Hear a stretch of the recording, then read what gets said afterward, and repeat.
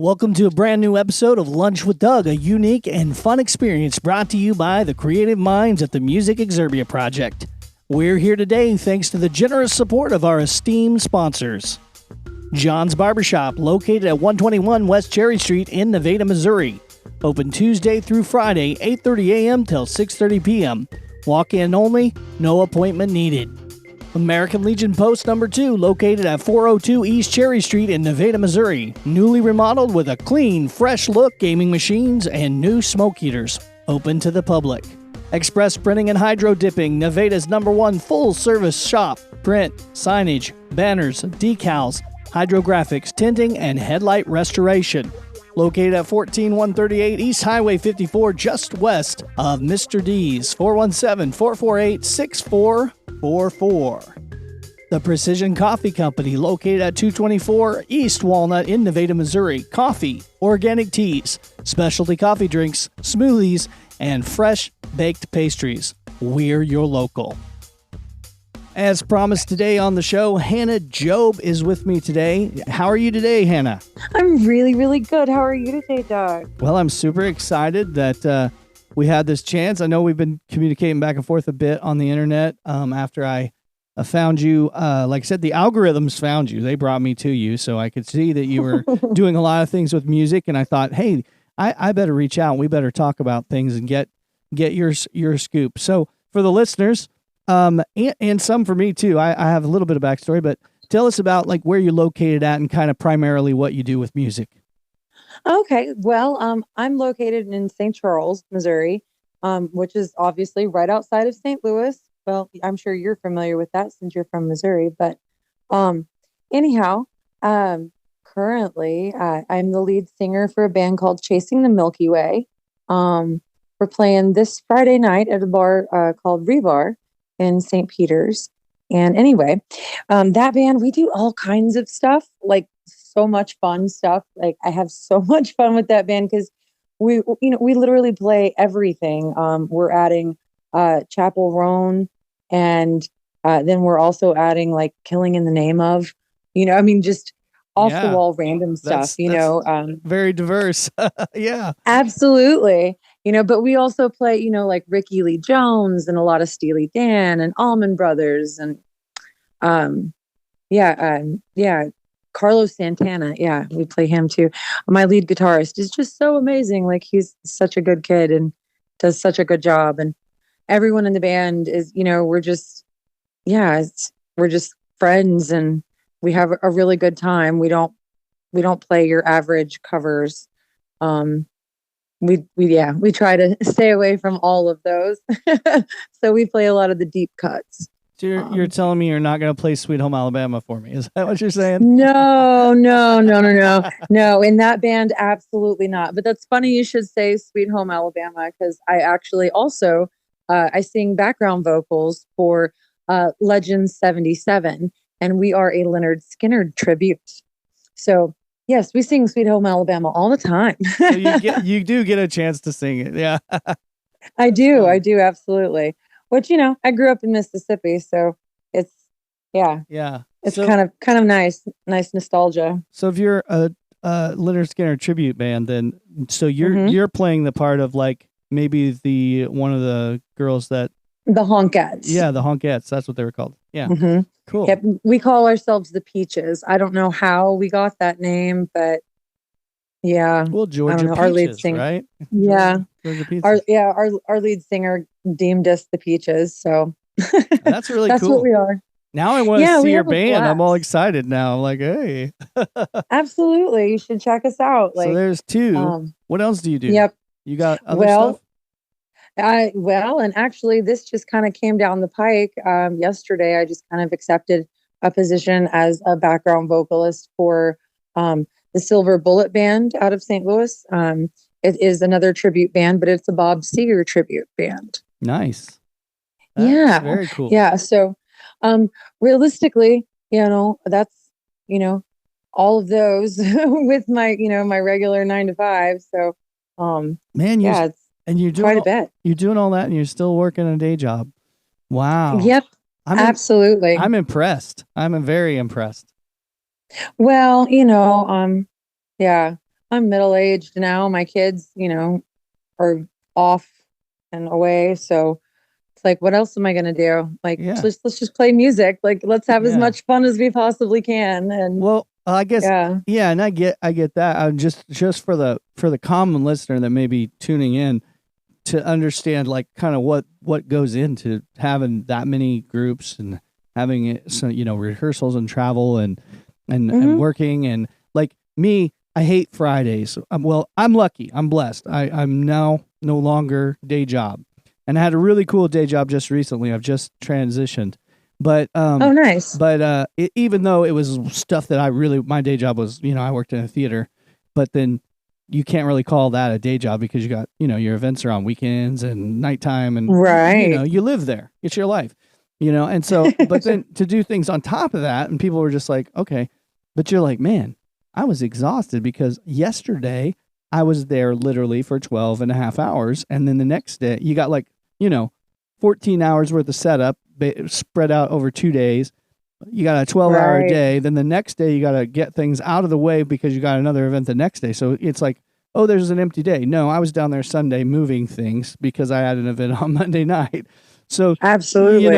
and then on top of that, I'm like, I had time to make a podcast and I had time to, take my kids out to McDonald's and I had time to, and you're like, I Right. didn't really have time. It was excessive. And then they're like, how was your weekend? And I was like, weekend? What the heck are you talking about? I'm here at 7:30 on Monday morning because I got an 8 a.m. meeting, like a Zoom call. Like what? so that's crazy. It's very engaging. And if you work till 5 on Friday and you've got a show, you got to be performing, you got to be in costume, in the mood, ready to go, and you're on stage 8 p.m. You're there. Go. Right. And you just got off at 5 and you had a commute, you had to, go home and change, you had some other things. You probably had to, drop by the bank, make a deposit because you had some bills to pay, blah, blah, blah, blah, blah. So that's what's happening in your world right now. So what's the next step? What are you gonna go full time? Is that a thing, or are you real happy with the situation as is? Honestly, I would absolutely love to go full time and play music. That's realistically that's the goal. I would love to travel and play music. But for right now, I've got a grandpa and all of that fun stuff that he's still alive. So I've got, other responsibilities that, unfortunately I have, just playing music out live, it just hasn't, it doesn't pay the bills. So, right. You got to do what you got to do. Yeah. And that's not just people in tribute bands. That's the same thing goes for people that you've heard of that have records out and hits out, are still, some of them are working at a day job in between tours because there's just a season for touring, and sometimes there's times where you got to be recording. Right. So it's crazy. Unfortunately that's just the way, where it is. And yeah, you keep on struggling and you just keep pushing and you just keep playing. And I think I'll probably play as long as I can, and sing, and that's what I want to do. As long as I possibly can. I've got a really good friend. He's a keyboardist. He's a friend of mine. And, that's what he says is like, as long as I die with gigs on the books, it'll be great. He just wants to continue playing. I have a friend that always tells me when I have, sometimes there'll be a rough week. Sometimes it can get crazy, and you have a rough week.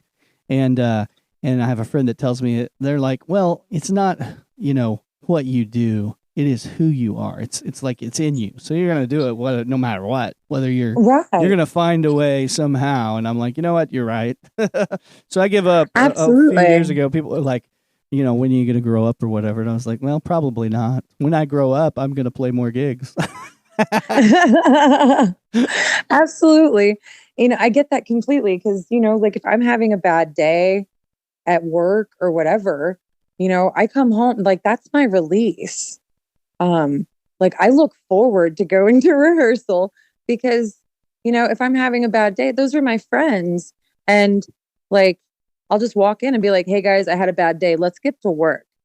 And we do. And, in a couple of minutes, my mind is just cleared and I'm focusing on beautiful things. And yeah, I mean, we just got to bring more beauty into the world as much as we can, right? Exactly.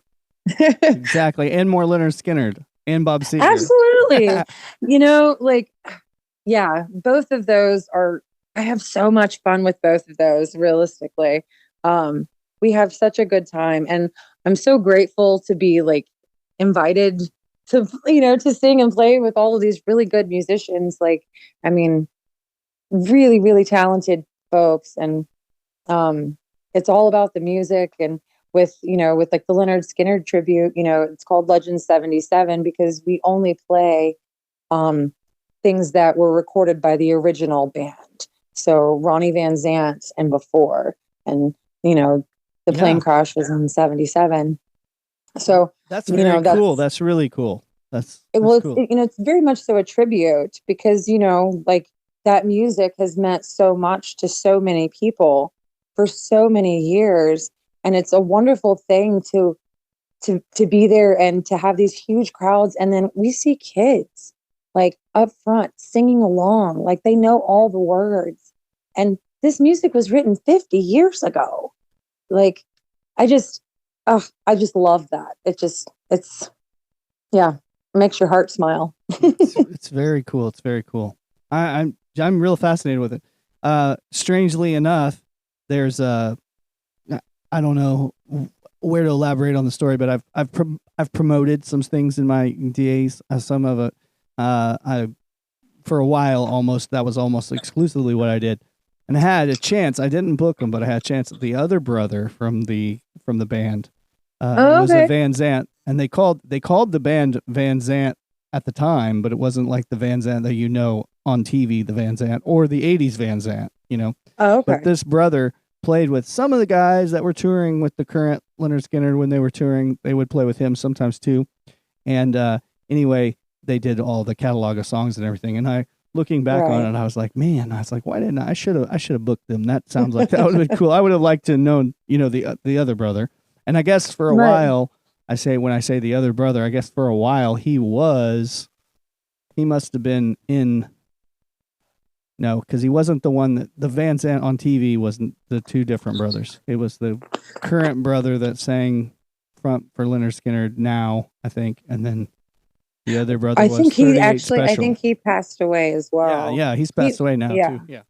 At the time, and this was when my opportunity for Van Zant came. It was prior to them kind of coming out, the two of them coming out with a song on the internet. Or not on the internet, but they had some country hits kind of for a while as Van Zant. Right. And so it was, and that was the current singer for Lynyrd Skynyrd, and the one that sang with 38 Special, and then the one that those two brothers. So this brother I'm talking about was another brother I didn't even know existed, but there are more to the Van Zant family. Oh wow! I don't know. Yeah. That's a crazy story. I don't know why I should share that, but I. It's okay. Honestly, I was asked to, audition for Legend 77 years ago because the keyboard player for 77 is the keyboard player for Chasing the Milky Way. And I was, quite reluctant actually to do that because, I did grow up in Mississippi. And so, yeah, I know all of these songs like the back of my hand. And, when you hear a song way too many times and you're like, no, absolutely not. I just can't do that. I was very reluctant, but, I wanted to sing. So I'm like, all right, I'll give it a try. And it's turned into this just beautiful thing and so fun. Yeah, actually my sister-in-law in Mississippi, her family was down in Macomb in that area, and were there when the accident happened and stuff. And I had no idea about all of that. And then I joined the 77 band and I get a phone call oh, hey, did you know? Oh, wow. I had no idea our family was involved. Wow. Crazy coincidences. That universe, man, it'll bring things together, So let me ask you about this. If there's somebody listening to the podcast today, let's just say they wanted to book your band, how do they go about, or either one of them, how do they go about that? So if they wanted to book our Chasing the Milky Way, the best way is just to reach out to us on our Facebook page, Chasing the Milky Way Band. We're based out of St. Louis. Rick Brown is the one that does all of our booking for that one. And then for Legend 77, you can reach out to Swain Promotions. Swain Promotions actually promotes both Legend 77 and the Bob Seger tribute, the Silver Bullet Band. So Swain Productions or Promotions, I can never keep it. It's Tom Swain. I know who he is. That's great. Well, that's cool. So what kind of, you guys play in casinos? Do you do festivals? What all do you do? We do. Actually, in July 11th, we'll be playing the Bob Seger tribute. We'll be playing at the Chesterfield Amphitheater in Chesterfield, Missouri. And then the 19th, the following Saturday, Legend 77 will be playing there. We've played at the Wide Lake Theater. We've played at the Family Arena here in St. Charles several times. Legend 77, we've played at the Duck Room, which are you familiar with the Duck Room? Not real familiar, but I have heard the name. So I don't know the ins and outs. So it's, St. Louis, we're iconic for, the blues and everything. And what's his name? He moved out to Wentzville. Chuck Berry. There you go. Yeah. Yeah. He grew up here. Yep. Anyway, he played at the Duck Room all the time. And it's in the basement is where you play, is down in the basement of it. And the whole room is lined with ducks. But it's really cool just because it's like, oh, I'm on the same stage as Chuck Berry. Like, like, ooh, like, just like life goals. Yeah, little personal wins. Those things are great.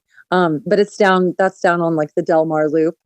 Yeah. But, down by the pageant and everything. So, we've played several different theaters. Hopefully we will get to expand and move on out. I know last year, Legend 77, we headlined the 4th of July festival down at the riverfront in St. Charles. And the Bob Seger tribute, Silver Bullet, they were in Chicago, I think, on the 4th of July last year. So, there's a lot going on and a lot coming up. Chasing the Milky Way, we played down at Highway 61 Roadhouse in Webster Groves quite a bit, which is it's a killer little restaurant right off 44. Great blues, great vibe. They've got real good Cajun food. Like, it's a great place. We play there quite often as well. Yeah, that's cool. Now we are so like, it's funny that this interview, everything you're saying, like I'm connecting to you. Like Webster Grove, I was in show choir when I was a kid. We used to kind of fear the Webster Grove show choir because they were like really awesome. There was that. And then you're talking about Chuck Berry. I also had a chance to book Chuck Berry. Didn't do it. He was $50,000. That was all. $50,000, and you had to hire his band for him and have all the backline. Yeah. He literally would show up with a briefcase, and that was it. Yep. And you had his guitar ready to go, and the band knew his songs, and they were just the instructions were band must know all Chuck Berry songs.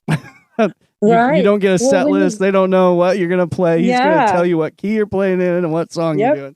I was like, this guy is awesome. So when you get with the old musicians, they do that a lot. Like there's like hand signals and everything. Yeah. Like you just show up and that's what they do. It's so fun to watch. I have very few regrets in life. And like I said, I think thinking back, I should have booked, the Van Zant thing, but I don't really regret not booking the Van Zant thing. I just think, well, I should have done it. But I do regret, however, not following through and going ahead and doing it. I just wasn't even, I don't know. I was like, maybe that's a lot of money. Should I do that? But I should have pulled it off. I should have did it because it would have been no regrets. No regrets. I would have got to say, I booked Chuck Berry once, but and now I can say, I could have. So you play a lot of music, and let's back up to what got you originally The first time, let's go back. You were going to play a live show at some point. What got you into the place where you played your first live show? My first live show. Well, okay. So realistically, I have kind of an unfair advantage. I am a preacher's kid. Okay. Basically, I was on stage when I was in diapers, because it was, Southern and Pentecostal and small towns. And, I did my first solo. I was like 6 or so. The first time I sang in front of a crowd by myself. And then I sang in church for a really long time. I did, regular choirs and such. I played in band in school, and I started playing piano. Actually, my mom made me take lessons when I was like 5. But anyhow, it's just been something, like, music has just always been there. And then I think like my first, like, in Illinois, it's always, I've always just gotten gigs by people being like, "Oh, hey, you can sing." And then, well, why don't you come over here? And so then I show up, and then the next thing I know, it kind of lines up. That's like that universe thing, a door opens and you just kind of walk through. I sang with this band. Oh God. We called ourselves Gangrene. Oh, oh my God. But it was super fun. We did a lot more like rock, a lot more heavier rock. Did you have a song called Amputate? No.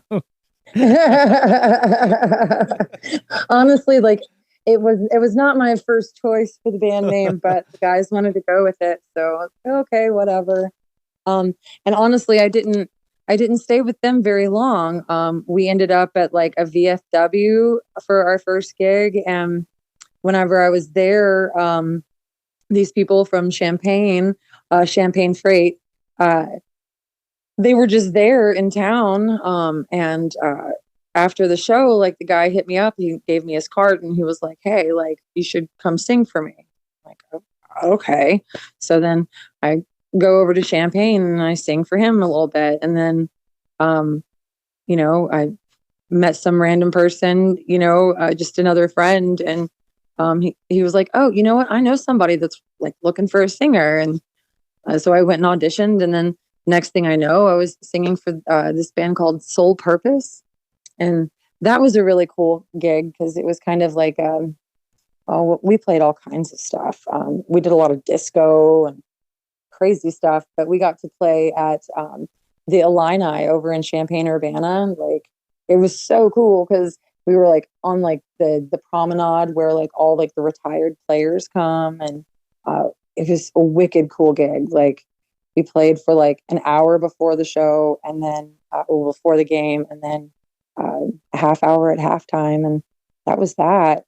And we got perfect seats. We were catered to. Like, it was great. It was awesome.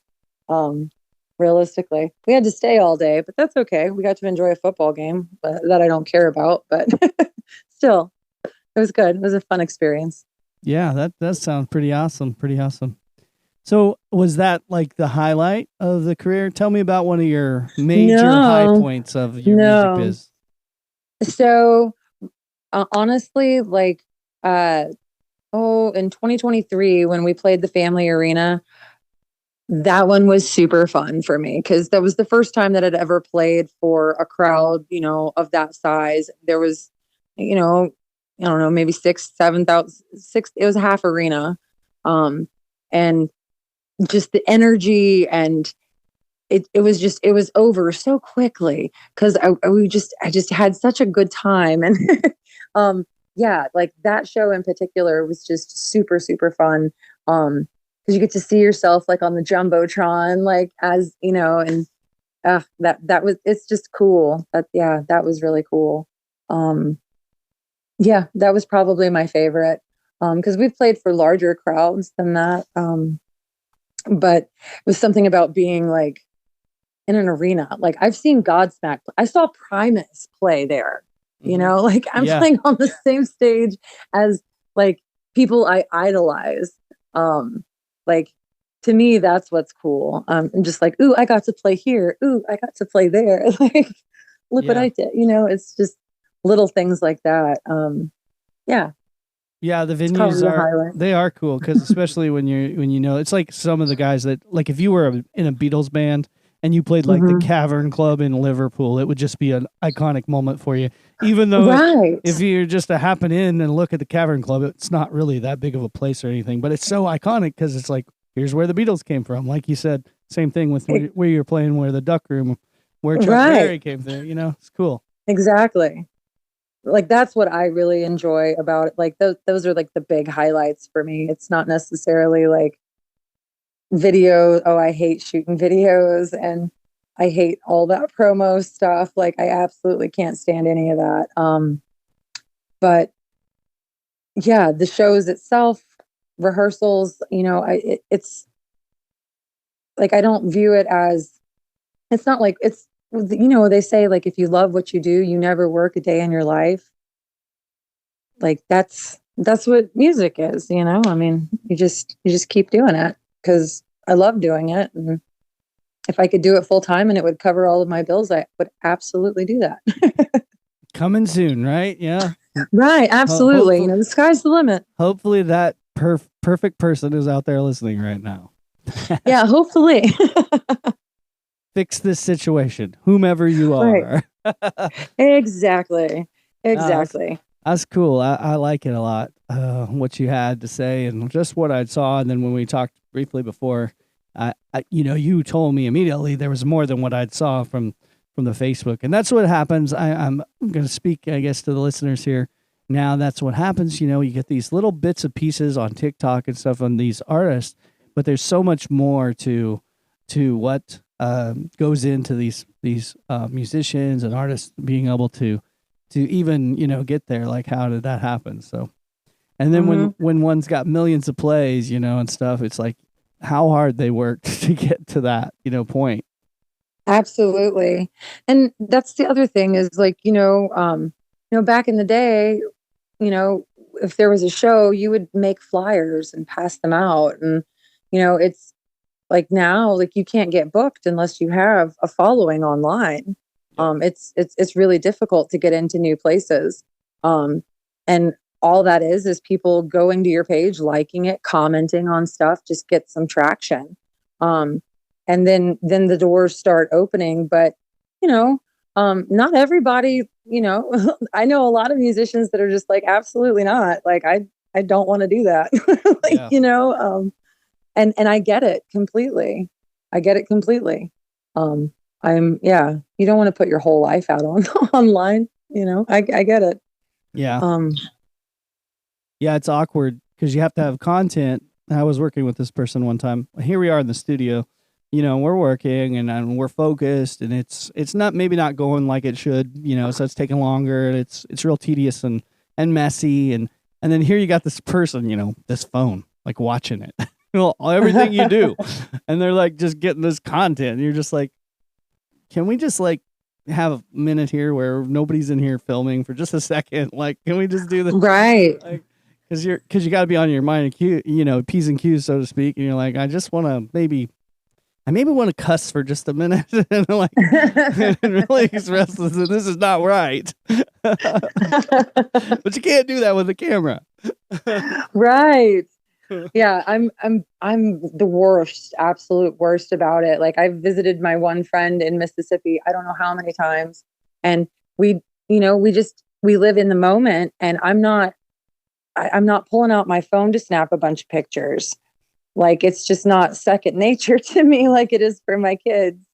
And then, I go and I leave and I'm like, oh man, I should have taken some pictures. Like that would have been cool. And I don't, yeah, I like to focus on being in the moment because especially in music, like I feel like, when you can actually be present and just enjoy each stanza as it goes, you just it's going to be better because you feel it, and it's an authentic experience.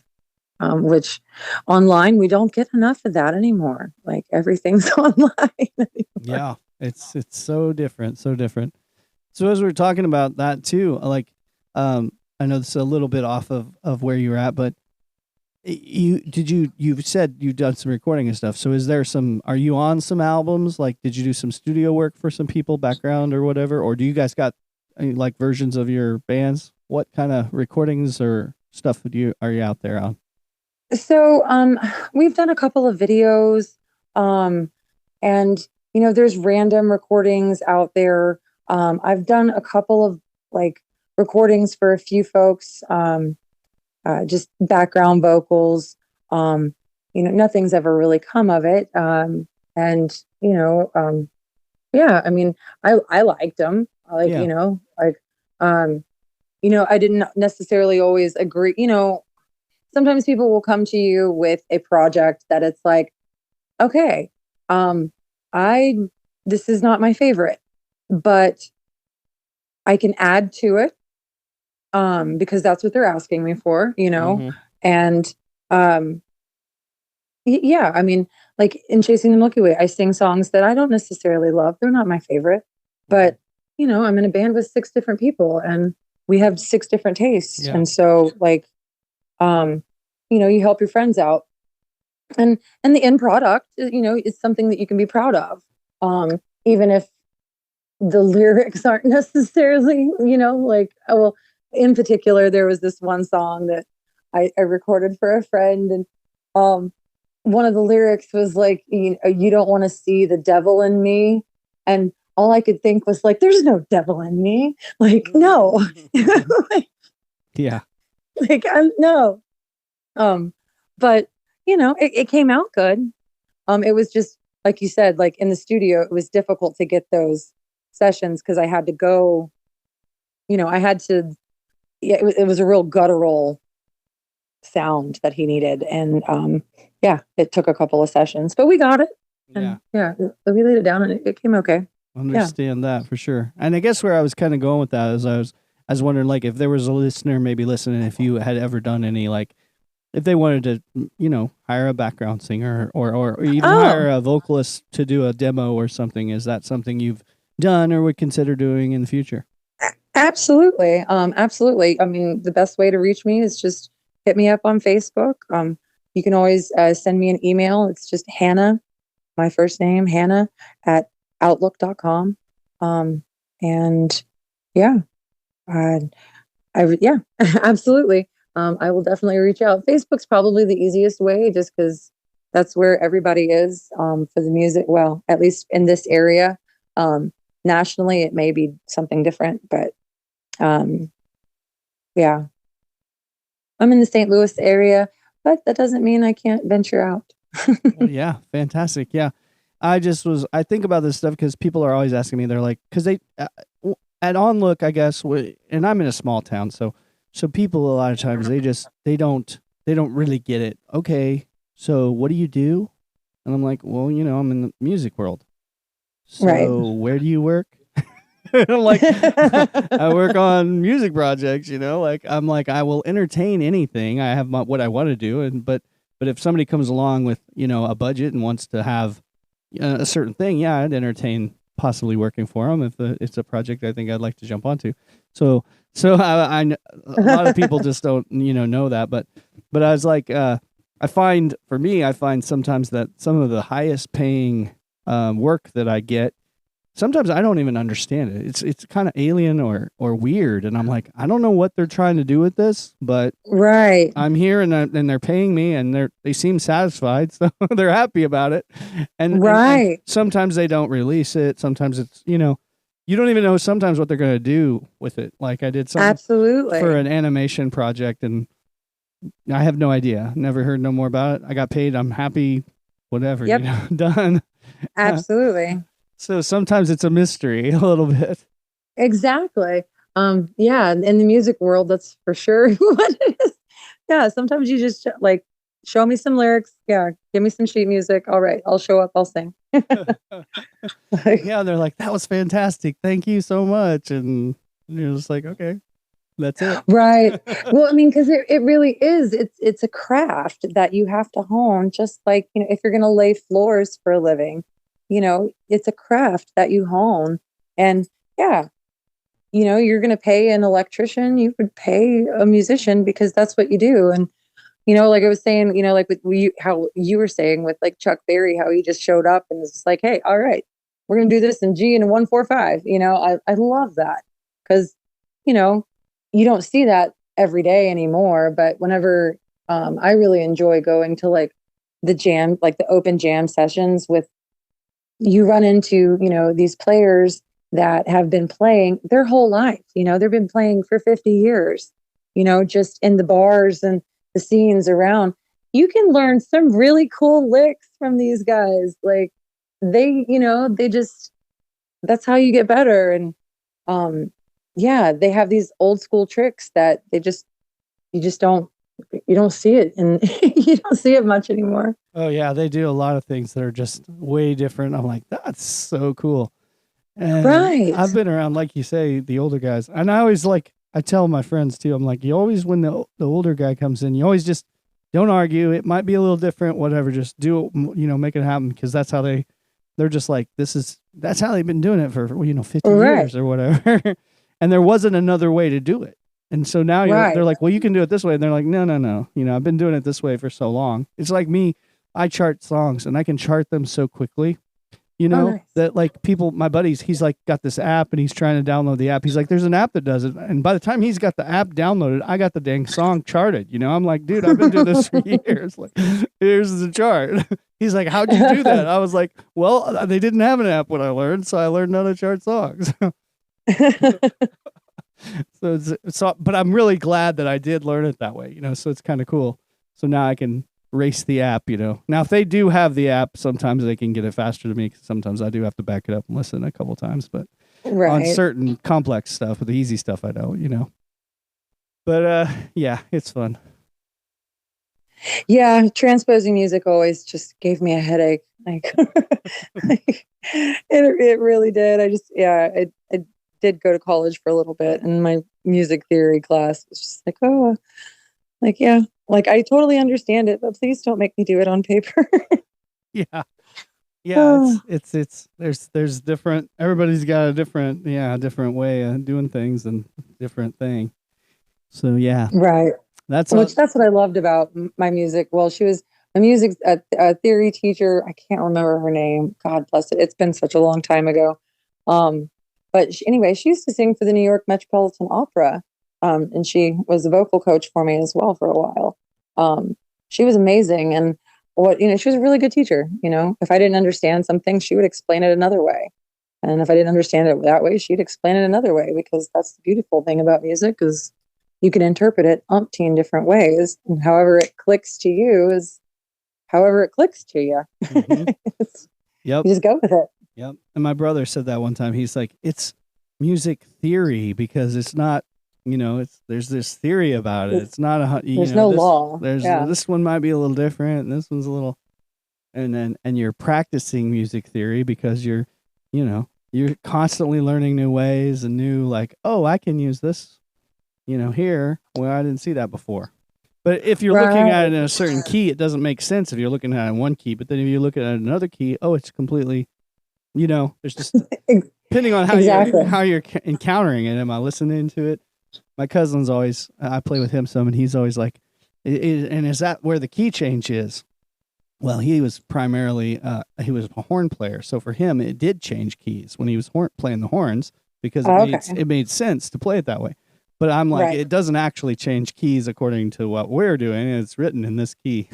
But for him, it would have been written in two keys on his thing. So it's interesting how because it does an it does a note that doesn't belong in the key. So to him, that's a key change, because it's an accidental or and how it would be written, depending on too many sharps or whatever, they would write it in a different key. So it was easier to, understand and make sense.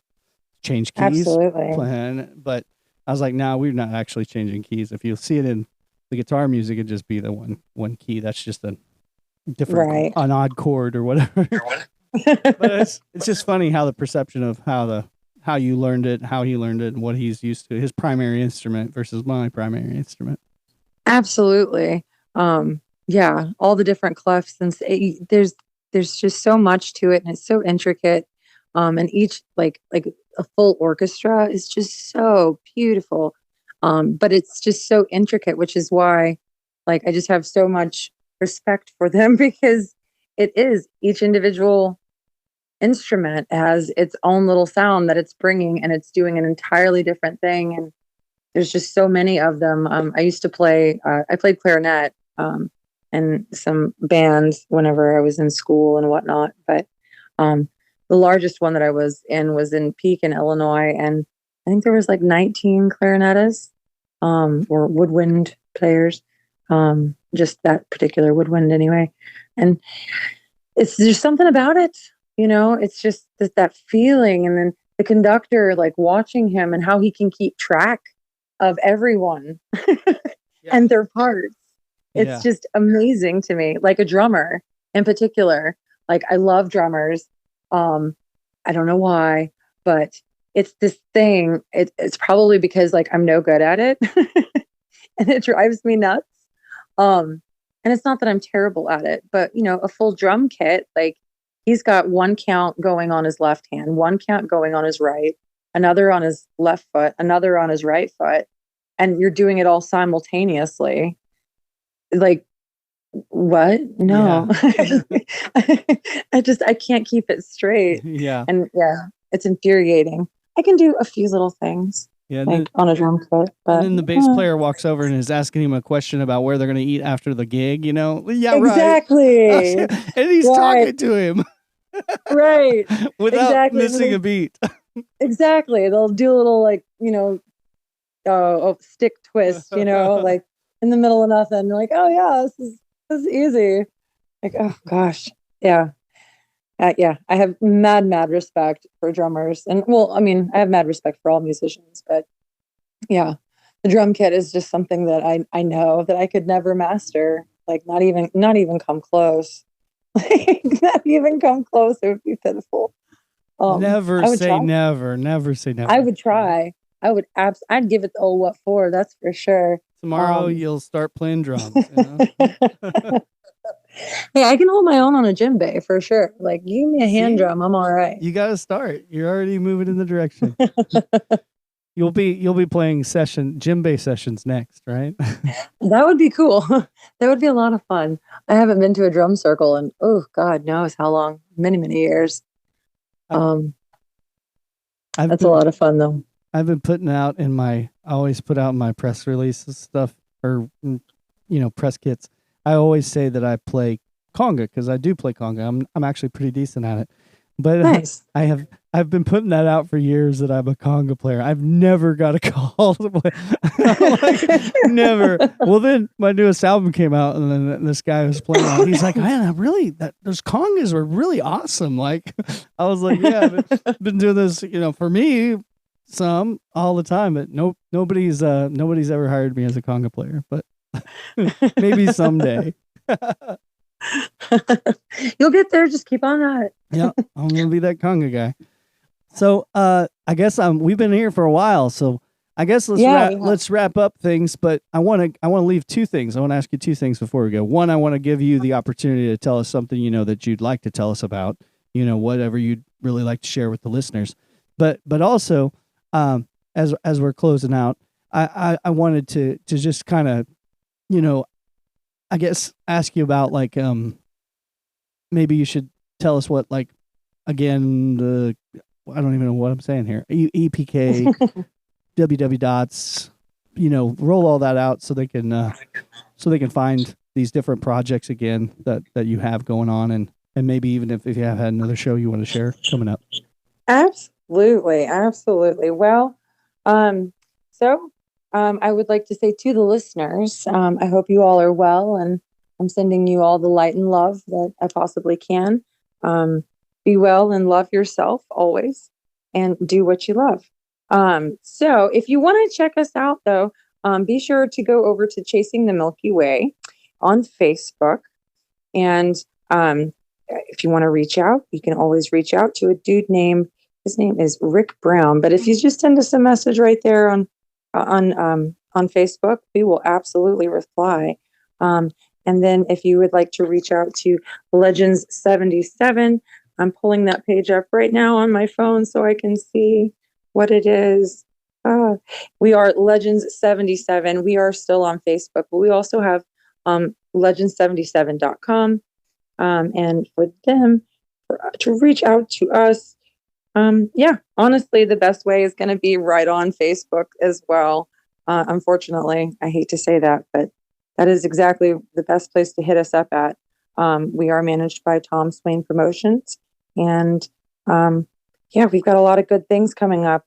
Legend 77 will be out at the Sounds of Summer Saturday, July 19th in Chesterfield at the amphitheater there.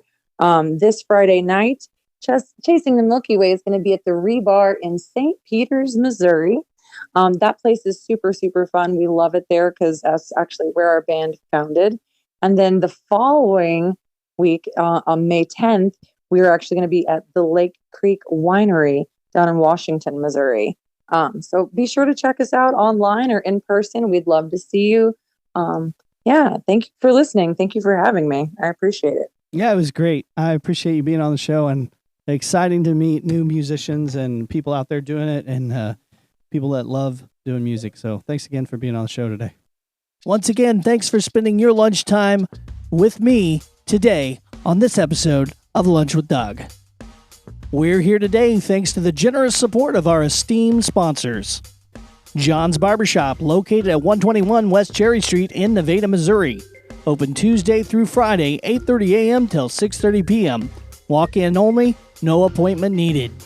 American Legion Post number 2, located at 402 East Cherry Street in Nevada, Missouri. Newly remodeled with a clean, fresh look, gaming machines, and new smoke heaters. Open to the public. Express Printing and Hydro Dipping, Nevada's #1 full-service shop. Print, signage, banners, decals, hydrographics, tinting, and headlight restoration. Located at 14138 East Highway 54, just west of Mr. D's. 417-448-6444. The Precision Coffee Company, located at 224 East Walnut in Nevada, Missouri. Coffee, organic teas, specialty coffee drinks, smoothies, and fresh baked pastries. We're your local.